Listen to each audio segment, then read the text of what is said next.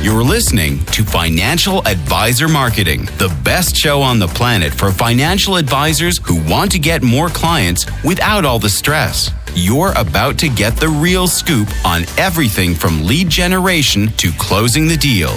James is the founder of theadvisorcoach.com, where you can find an entire suite of products designed to help financial advisors grow their businesses more rapidly than ever before.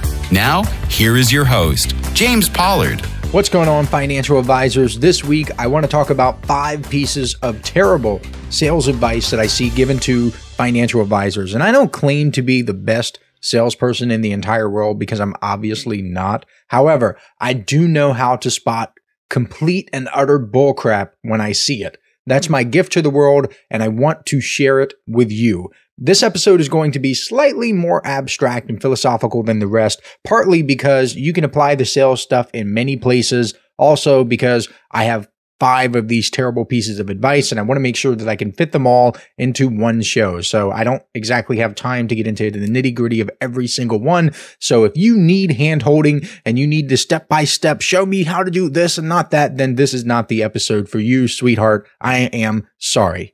I've talked about some of these before, and if you're on my email list, you've almost certainly received emails about these. However, let me remind you of the great Zig Ziglar quote, "People often say that motivation doesn't last. Well, neither does bathing. That's why we recommend it daily."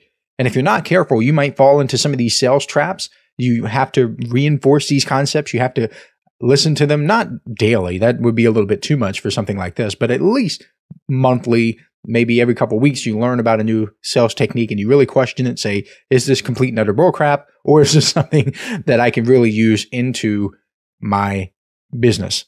So let's get into it. Number 1 is focus on closing. This is terrible. There's a ton of sales material out there that focuses on closing. There's a fascination with closing the sale.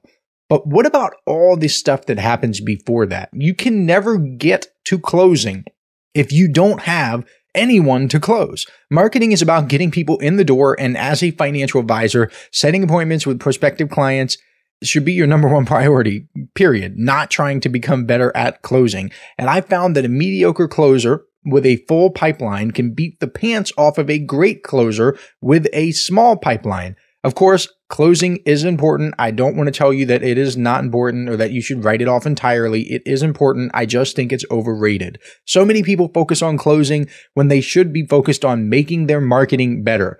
Think about it this way. I like math. A lot of financial advisors like math. They love Excel spreadsheets. They like to know the numbers behind stuff. So which would you rather have? Would you rather have 100 prospects with a 20% closing rate, aka 20 clients? Or would you rather have a situation where you have 20 prospects with a 75% closing rate? 75% is a heck of a lot better, but it's not 20. It's less than 20. I'll take the first one all day long. Plus, having a ton of potential clients in your pipeline gives you a tremendous psychological advantage. It gives you the ability to say next and quickly move on if someone rejects you or if the person isn't a good fit. And since neediness kills sales, you can actually increase your closing rate by focusing on opening. That's one of those strange paradoxical truths most people don't want to accept. Let me repeat myself so you can get it. You can increase your closing rate by focusing on opening. You can become a better closer by being a better opener. If you have tons of inbound leads, you have tons of people that you're talking with, you have marketing machines that are working for you, whether you're working, sleeping, or on vacation, then you have a psychological advantage. You don't have to appear as needy. You don't have to be needy. And if you're not needy and you don't appear as needy, then your prospective clients won't pick up on any neediness because it won't exist. So you will find yourself closing more people. Number 2, the client is always right. No. This is absolutely not true. There are some people out there who are difficult to deal with. I know some people want to live in this world where you offer amazing, incredible service to everybody. But if someone is being a pain in the neck, kick that person out the door. Get rid of that person. Life is too short to spend it dealing with crappy clients. Let me give you some specific sales applications to this advice here, or anti-advice. I don't really know what to call it. If someone has canceled and rescheduled your meeting 3 different times, stop trying to take meetings. You're pretty much groveling at that point. If someone is on your email list and sends a little nastygram back, unsubscribe that person. I do this all the time. Being on my email list is a privilege, not a right. If you want to get snippy, if you want to respond back with something that doesn't add anything to the conversation, you're getting unsubscribed, and I'm the one who is clicking that unsubscribe link. I really don't care. Like, I know that some people posture and they virtue signal about how they don't give any Fs and they really don't care and blah, blah, blah. Well, you can make your own judgment whether what you think about me. If you ask your prospects to fill out a survey or a questionnaire before the first meeting, do not make an exception and have that meeting if they haven't filled it out. You have it for a reason. Stand firm, because if they won't do the little things to make a good first impression with you, it is a warning sign that they will suck. And I know that there's a sales technique that says, you have to sell yourself to me. I shouldn't have to sell myself to you, where you're trying to like posture yourself for your clients and make them sell themselves to you.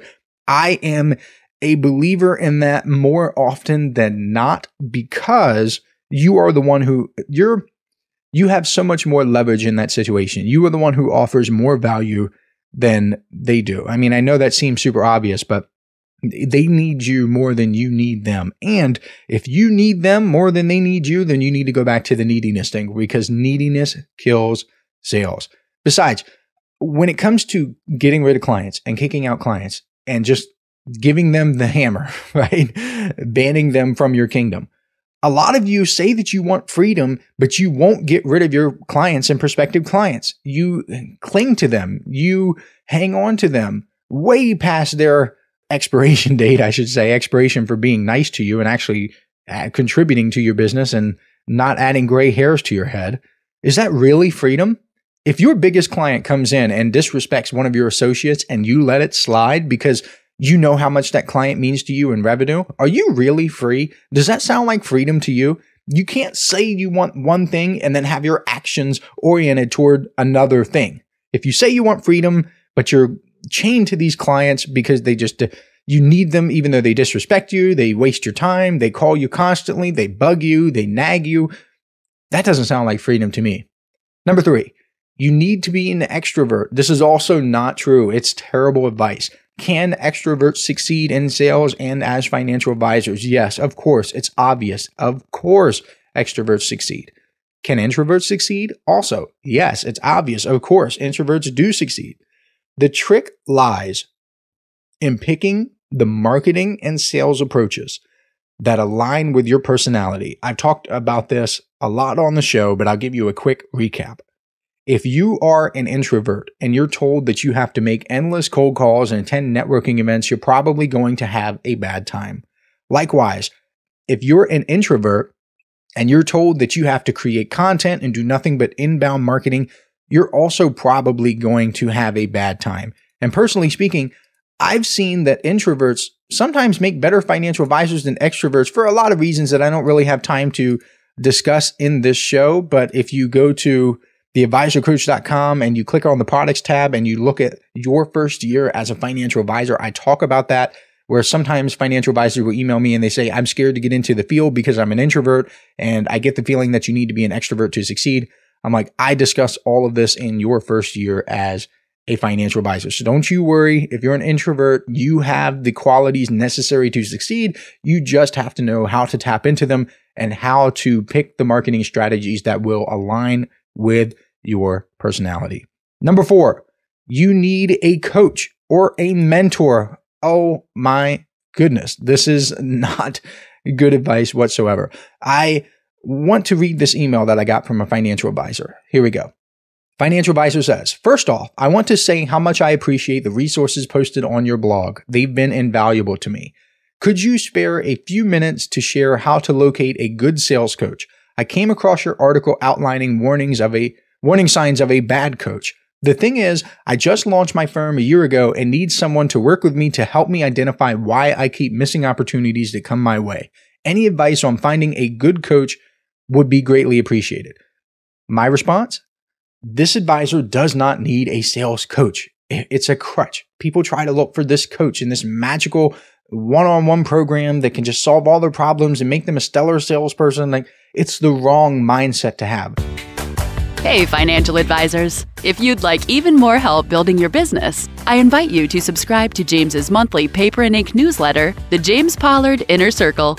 When you join today, you'll get more than $1,000 worth of bonuses, including exclusive interviews that aren't available anywhere else. Head on over to theadvisorcoach.com/coaching to learn more. Look at it this way. I want you to imagine that I am selling hearing aids. If you have perfect hearing right now, no approach I use to outfit you with hearing aids will work. It doesn't matter how many closing techniques I know. It doesn't matter how many objections I can overcome. And it doesn't matter how smoothly I can get your commitment to a meeting. All these tips, tricks, and tactics will not work if I'm selling hearing aids and you have perfect hearing, period. However, if you suffer from hearing loss and you currently don't have hearing aids, I could be the worst salesperson in the entire world and you would still throw your money at me, assuming the following conditions are met. Number one, you are aware of the problem. You know that you have imperfect hearing. Number two, you want to solve your problem. It actually matters to you that you want to be able to hear stuff perfectly and hear high pitches and all that other stuff. Number three, you can afford to pay for a solution. You might realize that you have hearing loss. You might want to hear better, but if you can't afford to pay for the hearing aids, then the whole process stops here. Number four, you believe I can solve your problem. And then number five, you want to choose me over your alternative. So examine these characteristics closely and you will realize that traditional sales methods will not help you much. For example, does traditional sales training create awareness? Which is number one, you're aware of the problem. You need to be aware that you have hearing loss. No, it doesn't.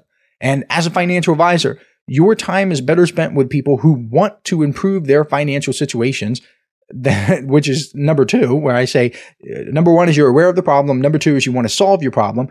People might be aware that they are not saving enough or investing enough for retirement. They might be aware that they don't have any life insurance to protect themselves or their family or to use as a banking system. But it doesn't mean that they want to change that they want to improve the situation. And it makes no sense fighting an uphill battle by trying to, quote unquote, overcome objections or convince and persuade people to hire you. If you find yourself doing these things, well, you have messed up somewhere along the way. Also, no amount of selling can get someone to pay with money that that person doesn't have. If I literally don't have the money to pay you, if you charge $2,500 for a financial plan and I don't have that money, I literally cannot pay you. If I know a lot of you are doing the monthly subscription where maybe you charge $100 to $200 or $300 a month for ongoing financial planning. If I quite literally don't have that money, I know that obviously you're going after people with money and that have something to pay you. But for the sake of this explanation, if I don't have money, you can't get blood out of a turnip. And number four, when I talk about you believe I can solve your problem, it isn't as much about selling as it is clearly demonstrating what you do and who you help. If you've been through how to get clients with LinkedIn, you know how important this is. I'm currently developing something that will be about how financial advisors can improve their websites. What you do and who you help is the single most important thing you can put on your marketing materials. And this is why financial advisors with niches tend to do better, because having a niche reinforces the belief that you are the right financial advisor for people in that niche. And finally, the nail in the coffin, which is condition 5, you want to choose me over your alternatives. This is also related to having a niche, because if you're a generalist financial advisor and you're competing with 10 other generalist financial advisors, well, the person who is looking at you and looking at the alternatives, that person doesn't have a reason to choose you over the alternatives. And if you use sleazy sales techniques and your alternatives, aka your competitors, don't, well, your prospective clients are going to choose the alternatives over you. Why? Because prospective clients, they have a visceral reaction to most of the popular sales techniques, especially when it comes to financial advice. And that's why the most successful financial advisors I know, they follow what I like to call anti-sales methods. And the first step is to reject most traditional sales advice, like we're talking about in this podcast here. But when it comes to these sleazy sales methods, let me give you 2 that come to mind. The very first one is the either or close. So when someone says, oh, what would be a better time for you to meet? Would it be Tuesday at 1 o'clock or Wednesday at 3 o'clock? It's like, oh, congrats. You read a sales book and you know the either or close. Let me give you a golf clap. You're so smart. The second one is the out of 10 close, where you say, on a scale of 1 to 10, how do you feel about this meeting? Or on a scale of 1 to 10, how likely are you to commit to this financial planning process? It's like, oh, great. Wow. You read a different sales book from 1982 and you know the 1 to 10 close. Congrats. Another golf clap. And when people use closes like that, it just shows that you're trying to manipulate your prospective clients, and it's never a good feeling. So let me move on. That was number 4, the terrible piece of sales advice, which was you need a coach or a mentor. You absolutely do not. And number 5, the last piece of terrible sales advice I'm going to talk about in this podcast episode this week is the more sales tactics you learn, the better. Wrong. I frequently talk about tactics versus strategies. You're not really selling at all. You're solving problems. To explain, I want to bring you to one of my favorite sales books. This is not like a cheesy closing the sale type book. It's actually 10 Greatest Salespersons by Robert L. Shook. And it's an old book. It's probably on Amazon. You can get a used copy for like $1 or $2 probably. It's an old book. It was originally published in 1978. I actually have a first edition copy, and it contains timeless wisdom about sales from across multiple industries, ranging from cars to computers. So it's not financial advice. In fact, I don't think, maybe there is one insurance person in there, but I don't think there's a traditional financial planner or financial advisor in that book. And a specific salesperson I first learned about from this book was a guy named Buck Rogers. And sadly, I never got to meet him because he passed away in 2014, but he left a huge impression on me with his chapter in this book. He was IBM's vice president of marketing while working, and then he served as a director on 7 corporate boards during his retirement, if you can call it that, a retirement where you're serving on all these boards. Now, here's a direct quote from him in the book. Many are under the impression that there's a certain mystique about a computer, IBM's most widely recognized product. That's a fallacy. We simply supply a solution to our customers' problems. Realize that he was selling computers, which are complex to begin with, in the 1970s, an era in which people didn't know much about them and were quite frankly intimidated by them. This is not like you're selling computers in the 1990s or the early 2000s where it was still relatively early, but people had an idea. They had computers at the office. They were familiar with them. He was selling them in the 1970s. And I like this quote because I see a direct parallel with selling financial services. A financial plan or a product can be mysterious, it can be intimidating, and it can make your prospective clients nervous, just like computers did for his prospective clients back in the 1970s. But the key is to focus on them and their problems instead of whatever it is you offer. If you can effectively communicate how you solve your prospects' problems, selling becomes easier. For example, a Roth IRA is a solution. It is a way to prevent people from leaving Uncle Sam a tip. That is the problem. The problem is giving Uncle Sam more than you need. Problem. Just to be super clear, problem. The Roth IRA is the solution. You wouldn't necessarily go in talking about the Roth IRA, but you would go in talking about how people are paying Uncle Sam more than they need to. A life insurance policy is a solution. It is a way for people to ensure their families don't endure financial hardship in the event of their death. That is the problem. So you're focusing on the financial hardship. You are not focusing on the insurance policy. Let me give you one more. A financial plan is a solution. It gives people clear next steps so they don't feel overwhelmed by their lack of direction. That's the problem. People feel overwhelmed. They don't have a clear sense of direction. That is the problem. That's what you want to focus on. You do not want to focus on the financial plan itself. And I could give example after example. My point is that the best salespeople aren't really selling at all. They're just providing clarity about how they solve problems. And if you want even more help about sales and selling for financial advisors, I encourage you to go over to theadvisorcoach.com/products and check out 37 sales tips for financial advisors. It's a book written literally for financial advisors about selling, and it's got 37 of the best sales tips I've ever been able to wrangle up. So if this is even somewhat interesting to you, I encourage you to go check that out. And that wraps up the terrible pieces of sales advice. Do you have any more that you would add? Email me at james@theadvisorcoach.com and let me know. What are some terrible, stupid, silly, awful sales advice you've been told in your career? And I'll catch you next week. This is thepodcastfactory.com.